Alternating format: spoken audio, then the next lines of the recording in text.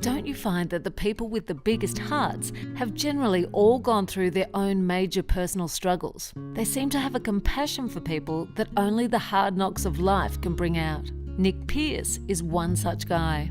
And it was his battle with OCD that led him and some mates to create streetwear label Homie, a clothing range that uses its profit to address homelessness.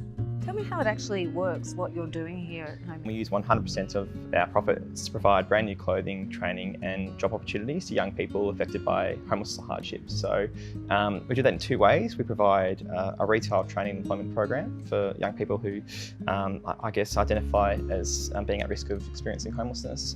And we also provide a VIP shopping day experience once a month where we close the store to the public and we invite a local youth homelessness service to bring their clients in and shop for free. So they can choose 5 items of brand new clothing and haircuts and thank you, yeah. Where does this passion come from? Look, I think a combination of things. I've obviously been very fortunate in terms of my own upbringing and had some amazing experiences travelling overseas and witnessing how fortunate we are. And I think it probably came about when I finished school and obviously endured some of my own personal hardships, which kind of opened my eyes to what was really happening in the world, because I think I had it pretty easy until I was about 18. And then obviously I got diagnosed with mental illness, and that certainly opened my eyes to, you know, the real world and developed empathy profoundly within myself.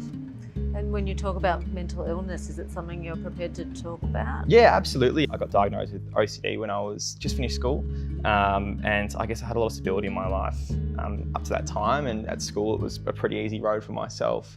But when I finished school, I guess there was just some uncertainties around my future, and I kind of just broke down and it all fell apart, and I had this moment of sort of not understanding who I was anymore. What does it feel like? Is it heightened anxiety that makes you want to control things? Yeah, to an extent. Like, I think OCD is misunderstood a lot of the time. It is individual for a lot of people, obviously, but for myself, I had these anxieties around my life, and then that in turn I'd perform these tasks as a way of kind of alleviating this anxiety that I was feeling. So I started to take control of my life to the extent where, you know, I wasn't hanging out with friends, or they'd ask me, do you want to go and do this? And I'd make up an excuse not to do so because I was cleaning my room for 7 hours. Wow. You know, so that's kind of, it was my full day. I wasn't going to uni, and there were just all these events that were happening where it became my priority and it became all consuming.